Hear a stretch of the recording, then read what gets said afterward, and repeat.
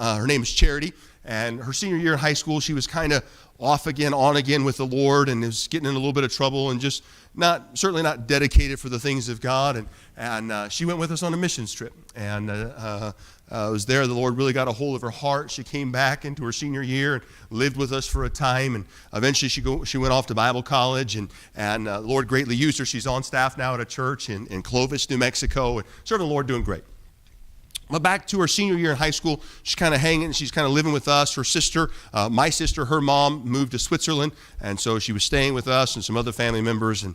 And one day at school, and Charity's beautiful, I'll just throw that out there, Charity's beautiful. And so one day at school, a boy showed up and began to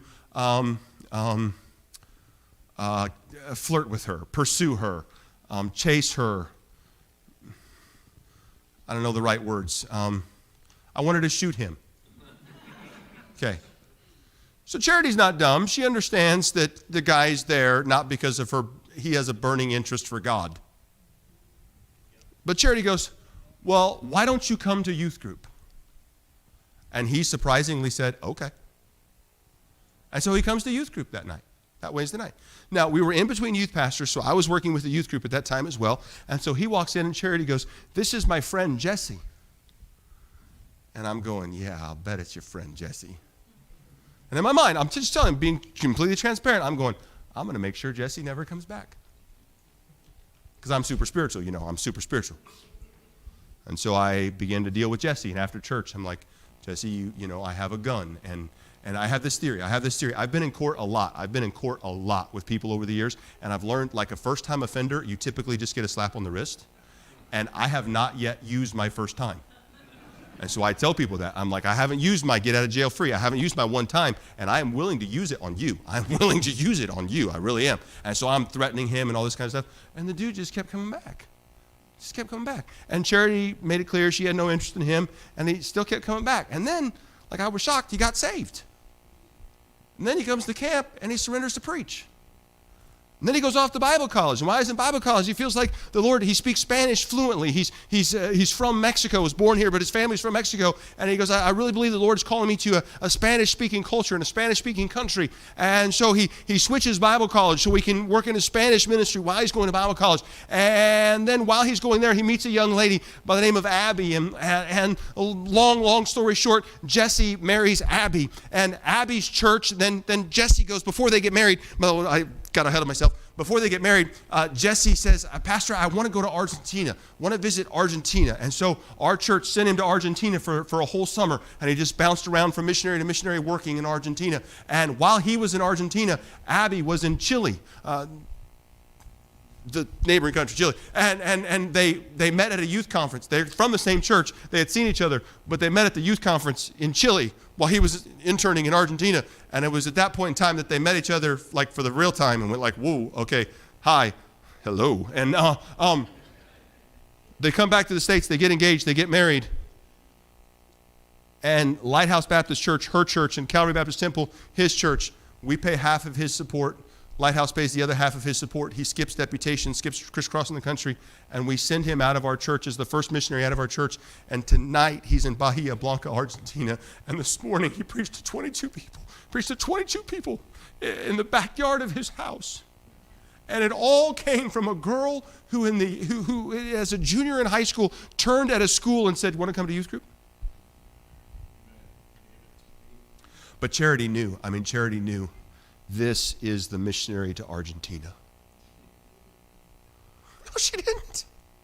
She had no clue. She simply said, you want to come to church? And let me just harp on the young people here for just a little bit. You have no clue but what a post on your social media account. You have no clue but what an interaction with a young person who may be hurting and maybe confused and not understand what's going on. And maybe your very statement to them that can make all the difference in their lives. You have no idea the power of your words. Let me also just say the negative is also true. You making the wrong statement at the wrong time can completely change everything else. David said, I'd be willing to fight him, and the next thing you know, David's fighting him. The word fitly spoken is like apples of gold and pictures of silver. Next, David didn't know that he would be questioned by his family. David was delivering meat and cheese to his brothers, and yet in verse number 28, and Eliab, his eldest brother, heard when he spake unto the men, and Eliab's anger was kindled against David, and said, Why camest thou down hither? And with whom hast thou left the sheep? He questions his motives in the first statement, and then he questions his actions in the second statement. I am convinced, had David seen Goliath and said, I would fight him, and Eliab begins to question him, and Eliab says, with whom hast thou left the sheep in the wilderness? Who'd you leave the sheep? If David would have went, the sheep, forgot all about the sheep, David would have been sent home, and he never would have gotten to fight Goliath. But David goes, the sheep? I left the sheep with the keeper of the sheep.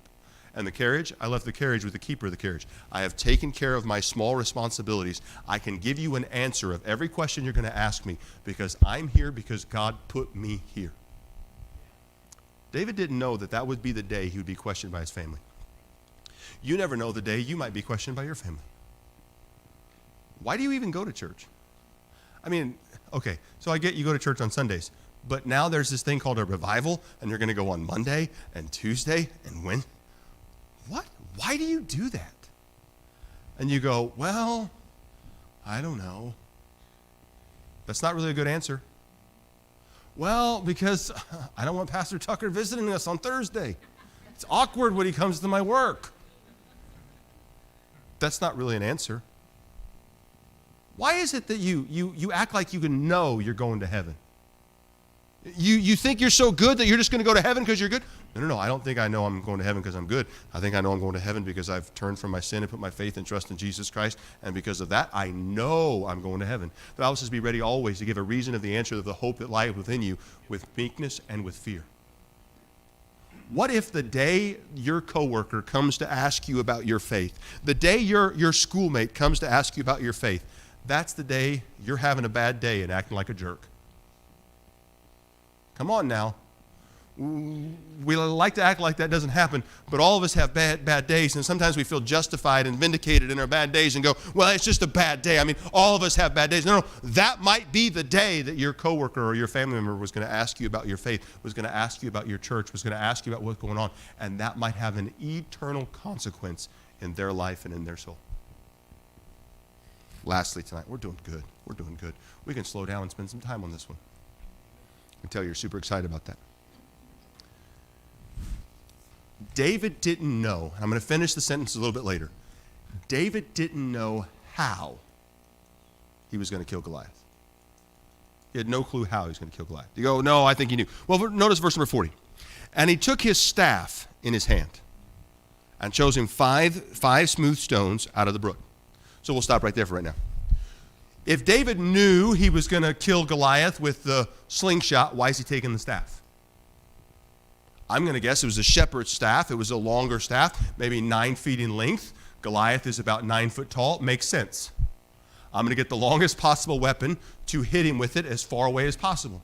I was talking to someone the other day about bow hunting, and they're like, I like bow hunting. It's more sporting.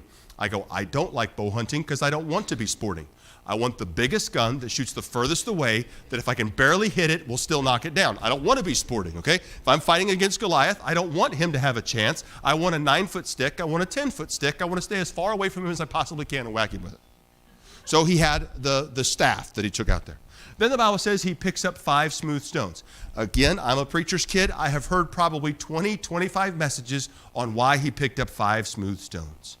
Oh, it was for his brother. Oh, it was for each one represented faith and peace and hope. My personal opinion, we don't know. My personal opinion, he was killing time.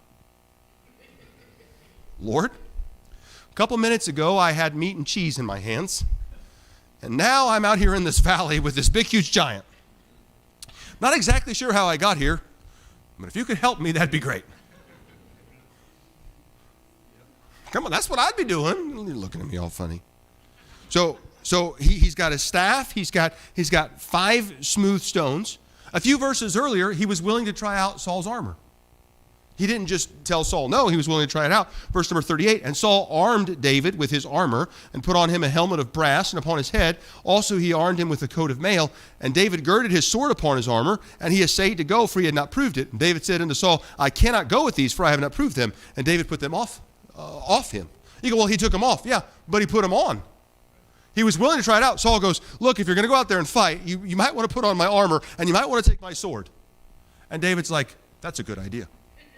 I should put on your armor. I should put on your sword. And he puts on the armor and he puts on he grabs the sword and he realizes this isn't going to work. I haven't practiced with this. Okay. Well, back earlier in the text in verse number 34, he's talking about the lion and the bear. And David said to Saul, thy servant kept his father's sheep. And there came a lion and a bear and took a lamb out of the flock. And I went out after him and smote him and delivered it out of his mouth. And when he arose against me, I caught him by his beard and smote him and slew him. And then he goes on to say, and the same way I slew the bear is the same way I'm going to slay Goliath. Well, he slew the bear by grabbing him by the mane and stabbing him.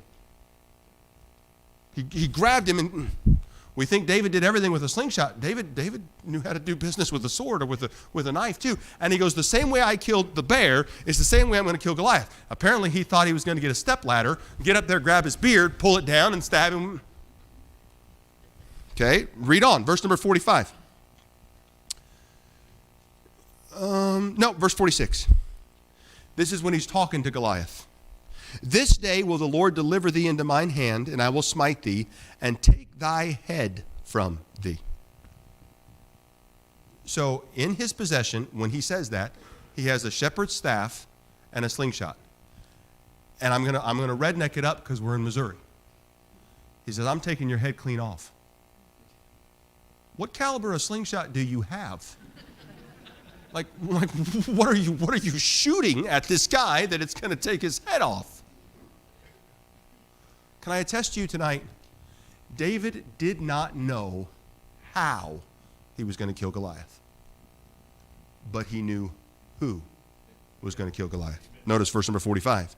Then said David to the Philistine, thou comest to me with a sword and with a spear and with a shield, but I come to thee in the name of the Lord of the host, the God of the armies of Israel, whom thou hast defiled. This day will the Lord deliver thee into mine hand, and I will smite thee and take thy head from thee, and I will give the carcass of the host of the Philistines this day, and to the fowls of the air, to the wild beasts of the earth, that all the earth may know that there is a God in Israel, and all the assembly shall know that the Lord saveth not with sword and spear, for the battle is the Lord's, and he will give you into our hands.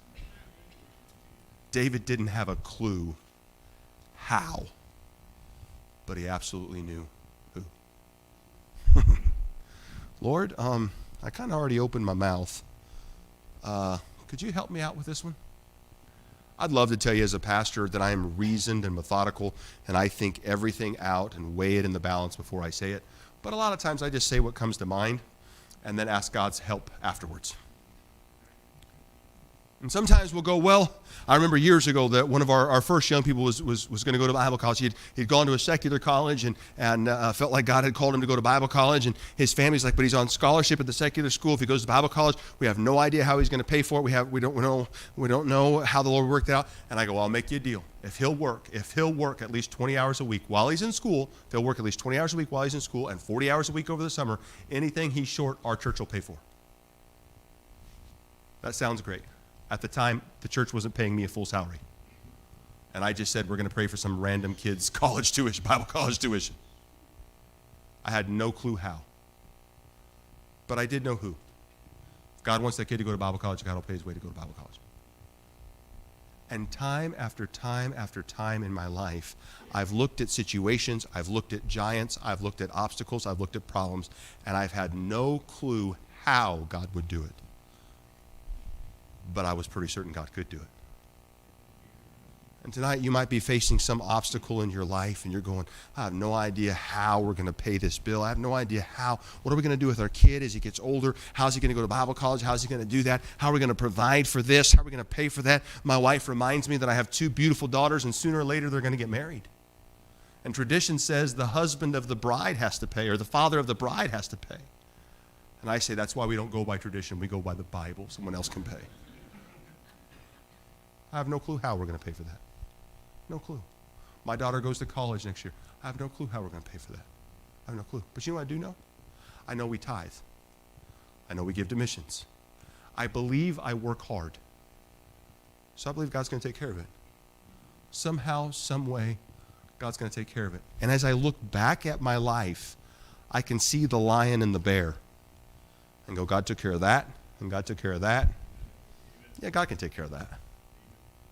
And time and time and time again, he has proven himself faithful to me. And that makes me have great confidence.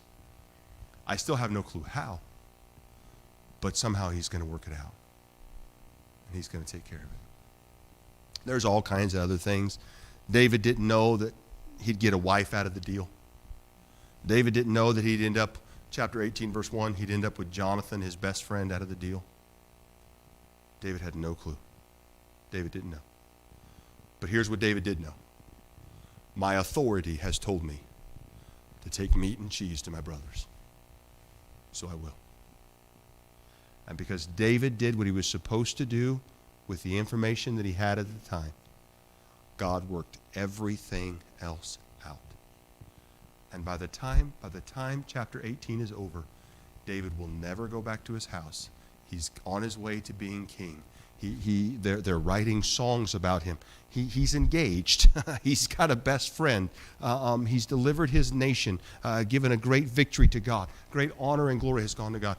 All because David said, I am not going to let what I don't know stop me from doing what I do know. What I know is God's told me to do this. It seems pretty simple, but I'm going to do it. I'm going to do it to the best of my ability, and I'm going to let God sort everything else out. Let me tell you tonight, there are more questions than there are answers in our life, particularly in this point in time in American history. What's going to happen with the election? I have no clue. What's going to happen with COVID? I don't know. What's going to happen with the stock market? I don't have any money in it, so I really don't care. I'm joking.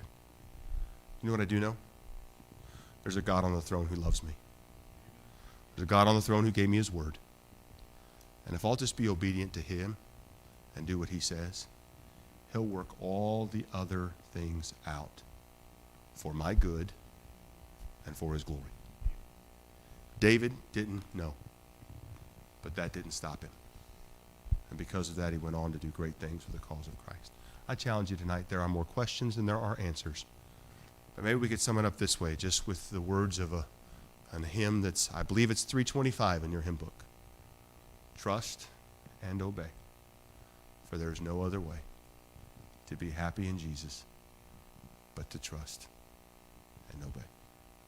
There are things we don't know yet.